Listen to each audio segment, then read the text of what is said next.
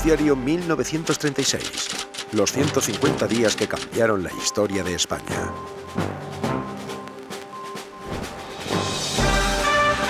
Noticiario independiente de la tarde. Desde nuestros estudios de la calle Antonio Maura de Madrid.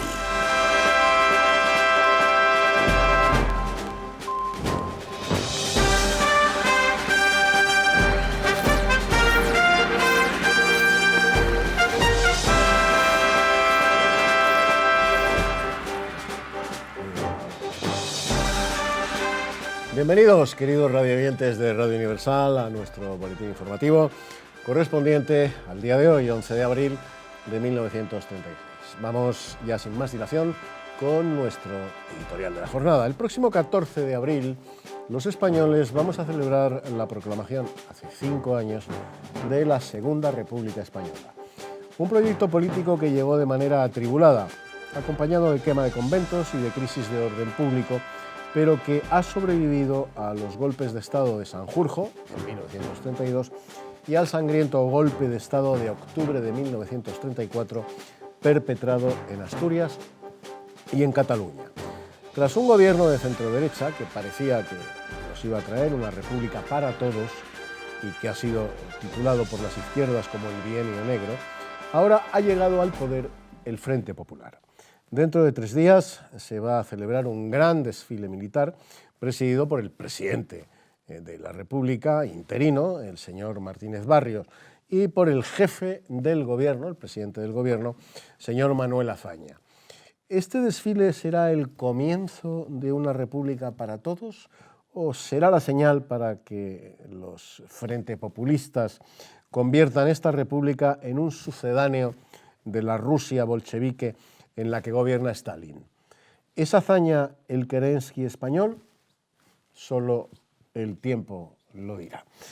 Y abrimos ya página de información nacional. Conmemoramos, como hemos dicho en el editorial, el 5º aniversario de la proclamación de la República. El Gobierno fijó la hora de las 11 de la mañana del día 14 para la revista militar que se llevará a cabo en el Paseo de la Castellana. Revistará a las tropas el presidente de la República, acompañado del ministro de la Guerra. Para la elección de jefe del Estado, los ministros cambiaron impresiones acerca de la elección del presidente de la República. La Asamblea, como es sabido, se ha señalado para el próximo 10 de mayo.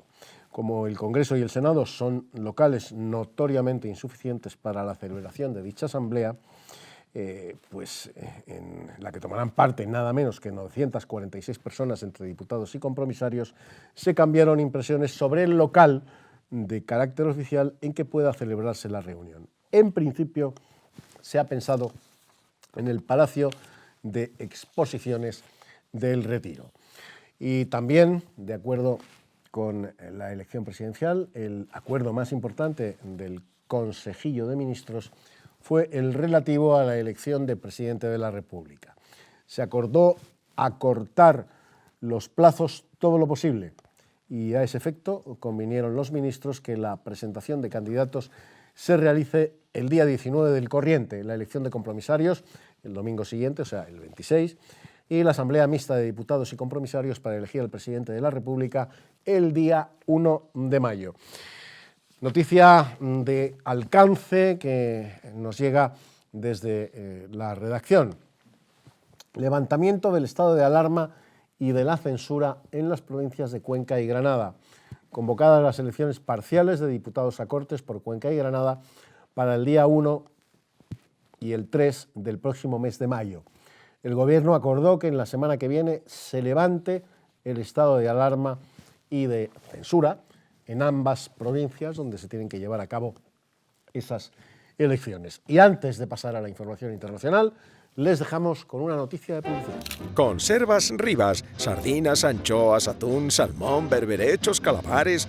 Productos pescados en la mejor época del año. Las frescas conservas Rivas son inconfundibles por su sabor. En aceite, limón, trufadas. Pruébelas, siempre exquisitas. Sabor de mar. Cupón para el recetario gratis. Vamos pues con la información internacional aquí en Radio Universal. El día 14, los señores Madariaga y Abenol celebrarán una entrevista con los representantes de Italia y Abisinia. El Comité de los 13 ha dirigido un llamamiento a Italia y a Etiopía como firmantes de la Convención de 1925 que prohíbe el empleo de gases tóxicos en las operaciones militares. Y vamos ahora nuevamente con otra noticia de publicidad en Radio Universal. Recuerde, Skoda, su chasis indeformable Centra conserva la carrocería en perfecto estado evitando su deformación, los ruidos y los desajustes de las puertas. Skoda. En cuanto a la actualidad se refiere, tenemos que destacar, atención, que en el Museo Provincial de Segovia han sido robados 5 cuadros atribuidos a Rembrandt y a Durero. El misterio de la Santa Monja en Cosenza, en Italia, de eso vamos a hablar. Los viernes de Cuaresma empieza a correr sangre por su frente y sus mejillas. La hermana Illo, la Santa Monja, se ha visto rodeada de doctores, sacerdotes y monjas en el día del Viernes Santo, en que, como todos los viernes de Cuaresma, empieza a correr sangre por su frente y sus mejillas. Cuando la sangre empezó a brotar de su frente, todas las personas que rodeaban el lecho de la religiosa cayeron de rodillas y empezaron a rezar. Mientras tanto, gran número de peregrinos permanecieron alrededor del orfelinato donde reside la Santa Monja en Cosenza. Y hasta aquí nuestro boletín informativo. Nos vamos a despedir, queridos radioyentes, y lo hacemos con una melodía musical de nuestra selección. Hasta mañana, amigos. Muchísimas gracias. Adiós. Estrella de nada, déjame ser buena, di que me pongan en estos... Aquí estamos. Qué rápido se viaja desde el siglo XX al XXI en la televisión, ¿verdad? Estábamos en el 11 de abril de 1936 y ahora estamos en el 11 de abril de 2019. Y volvemos a estar, afortunadamente, para un servidor y para todos ustedes, con José Luis de Mesa, magistrado, historiador, quien nos va a circunscribir exactamente a las coordenadas espaciotemporales de lo que les hemos contado en el boletín informativo de 1936, del 11 de abril del 36. Para elegir al nuevo presidente, José Luis, al nuevo presidente de la República, al nuevo jefe del Estado, se convocaban a 946 compromisarios. Pero ¿quiénes eran estos 946 compromisarios?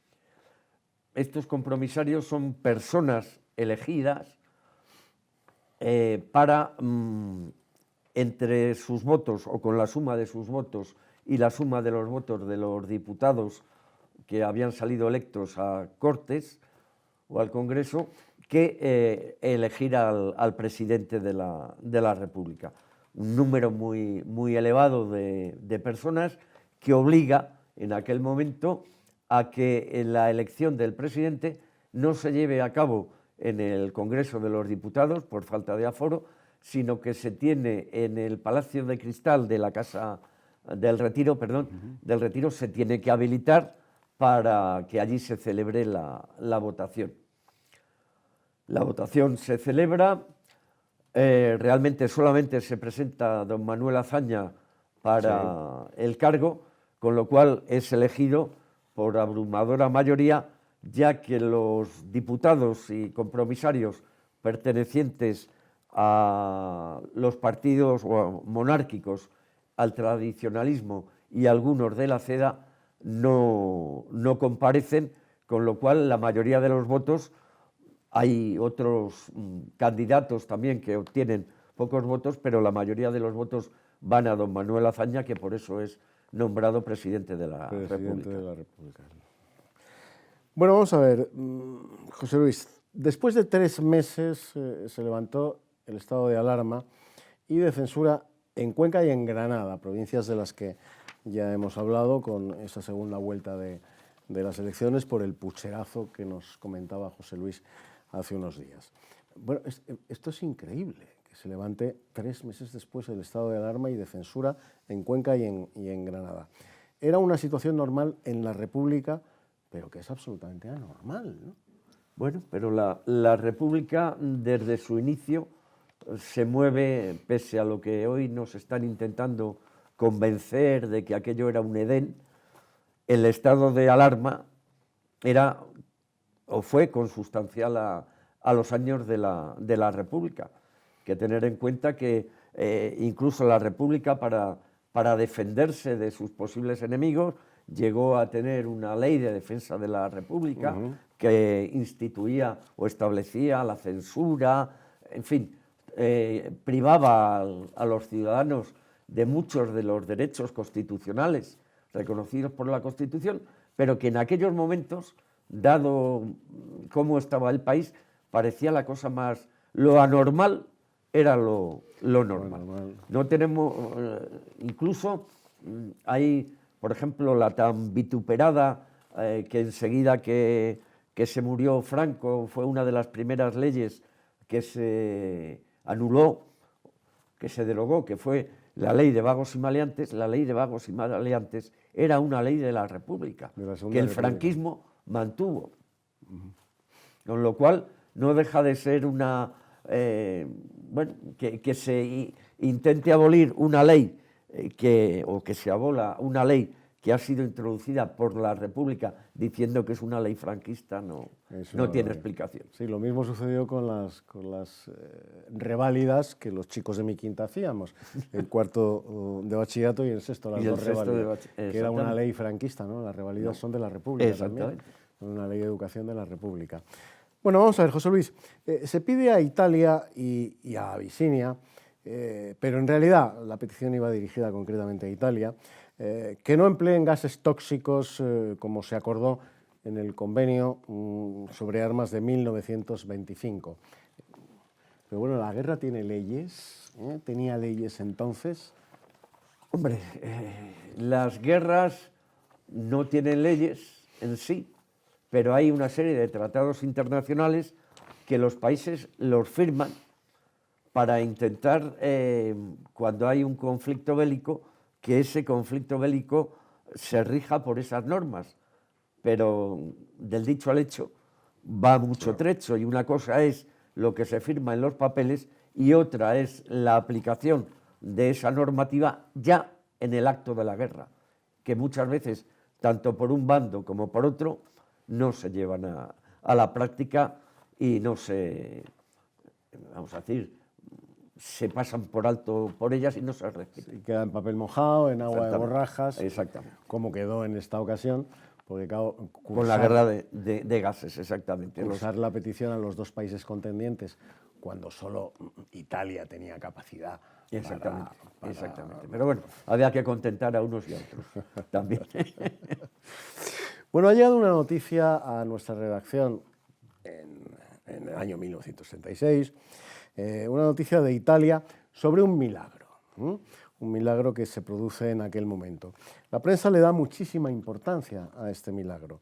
Los temas de religión y de fe eran en estos momentos importantes para todos los españoles. La prensa española recoge esta noticia, y le da mucho vuelo, le da mucho aire a esta noticia. Sí, porque tenemos que tener en cuenta que desde que se instaura, vamos a decir, el Frente Popular, se recrudece la persecución antirreligiosa que hay en el país, con lo cual el que se publique una noticia, que incluso la llegan a publicar los periódicos de izquierdas, tiene mucha importancia, porque por un lado, vamos a decir, a los que se sienten atacados por este antirreligiosidad, pues en su fe y en sus creencias se sienten arraigados, más firmes, tanto más cuanto que, como digo, la propia izquierda en sus periódicos reconoce que puede haber existido ese milagro, no que haya existido, pero que sí que puede existir, lo cual eso da o infunde valor, infunde moral a quien se siente injustamente atacado por sus creencias religiosas. No, es muy relevante esto que subrayas, José Luis de Mesa, porque que la prensa de izquierdas le diera tanta relevancia a esta noticia de este milagro de la monja italiana que lloraba lágrimas de sangre, pues tiene una importancia editorial y periodística fundamental en aquella España del Frente Popular. Sí.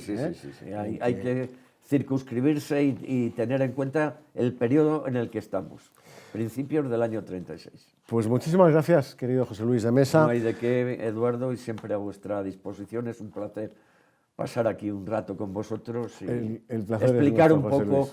pues, estas Efectivamente. noticias que entonces tuvieron tanta repercusión. Y a todos ustedes, queridos televidentes, hasta mañana, ya saben, a las 9:30 en punto de la noche, Noticiario 1936. Gracias, amigos, por su atención y hasta mañana, como digo. Adiós.